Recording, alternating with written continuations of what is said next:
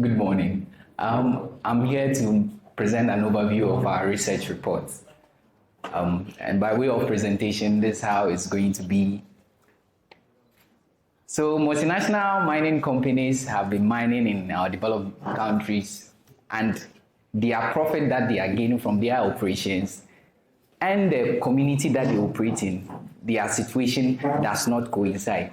Whilst they are making their profits, the socio-economic and also the environmental conditions or outcomes on the community is not the same. So plundering this community people into poverty.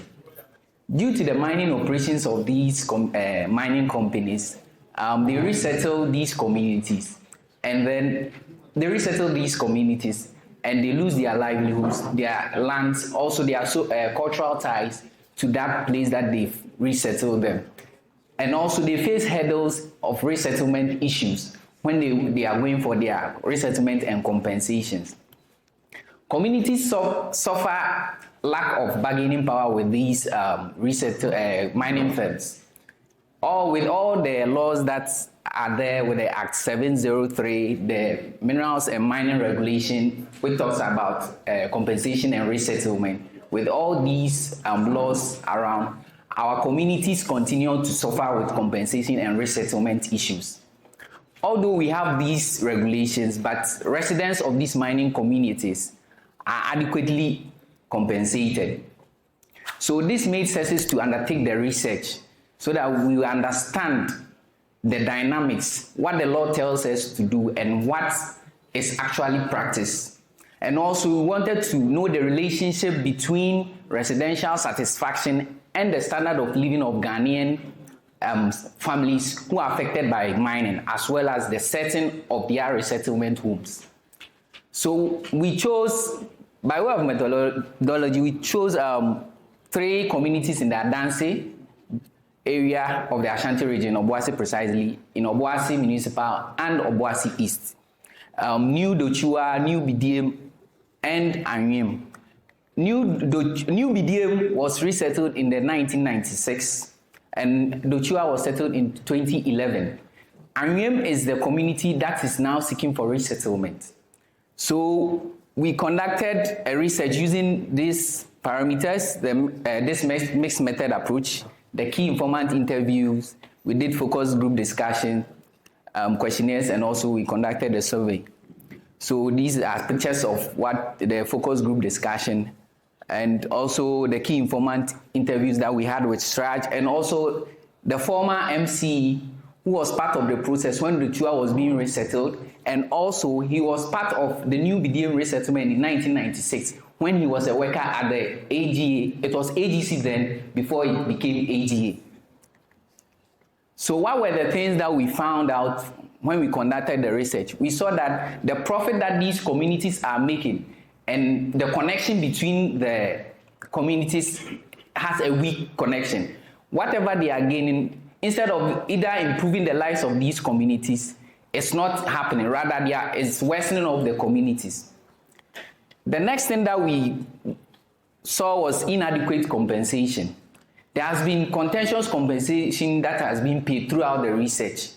And with the Mining Act, that Act 703, that stipulates how accurate and adequate compensation should be paid. We saw that there has been contentious compensation that has been paid, and also the resettlement process that was done wasn't satisfactory. We also saw that there was a dynamic of power play. The analysis named that players varied with they have varied influences, because the Maincom Act, the Maincom of 2014, the policy 2014 stipulates how resettlement is supposed to be done. So if you do the resettlement, instead of these government agencies to side with the communities, instead that the state agencies should come in together with the communities so that they can be able to have a good bargain with the mining companies. But we saw that there is a power playing here, whereby these state agencies now side with the companies, hence putting these communities in a bad state whereby they cannot bargain with the communities. Then we saw that there is lack of awareness. Most of the things that came from this research that we conducted was that the community members were not aware of the laws, as we saw in the video. Most of them said they didn't know. One woman just made mention that she didn't go to school, so she just saw 1,500. Then she went and thumb printed. So she was not aware of the laws. So because she heard of the 1,500, she just decided to go and thumb print, and also the impact on the communities. Now they are resettled. They have a disconnection from their cultural, or let me say, their cultural ties with where they were at first. You've moved them to where a new place. That new place, they don't have any attachment to that place. So whatever attachment they had there, they've lost it. They've lost their lands. There were some human rights violations. People they decided not to move. These people were either chased by dogs or they were sent to cells. And that was a human rights violation. So although they were just forced to move to wherever they are settled now, but they were dissatisfied with the resettlement process. So after the research, we made some recommendations, and these recommendations, we made it to the company. But let me state this fact. AGA never participated in the research that we conducted. Although we sent letters to them so that they can, but they didn't take part. So we made some recommendation to AGA, we made some to the resettled communities, and also those who are seeking resettlement, and we as CSOs as well. So with AGA, we said they should establish a resettlement joint committee so that they can address controversies and complaints that comes after resettlement. Because after the research showed that there were a lot of things that came up.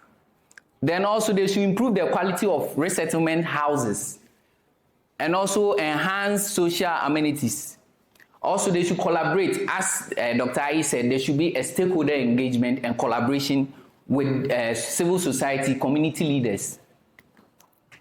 So you can see some of the buildings. A building of this is Dochua, one of the resettled communities. Just after 12 years, you can just see how their building is deteriorating at a fast pace. So to the community that are seeking resettlement, what we are saying is that they should be aware and understand the relevant laws that guides resettlement and compensation. This will give them the power to be able to bargain with these companies so that they can have adequate compensation and also have a good resettlement process that will help their livelihoods. Then to the resettled communities, what we recommend here is that they should go through the legal process so that they can engage well with the project financiers or the mining company. In this case, it's AGA. Although the resettlement had been done already, but there are issues that are coming up. So now they should find a legal means so that they can address these issues with the company. And to us, the CSOs, what we are saying is that we should, as we are doing it, but we should continually build the capacity of these communities so that they will be able to know the laws, understand them, and know how to bargain with the company. And also we disseminate our research findings with the mining company so that we garner their support. So in conclusion, what we are saying is that to enhance the impact of the impacted communities, government should come together we need a stakeholder engagement so that we can be able to do the negotiation on the compensation and resettlement issue. Then our findings also emphasize that there is the need for mining companies and government to address the gaps in the compensation and resettlement process while mining the social costs associated with community. As it was said by Dr. Ayi, he said, although it has been done, anything that comes up, we need the stakeholder engagement. And when we do this stakeholder engagement, it will help address all these gaps that came out from the findings. Thank you.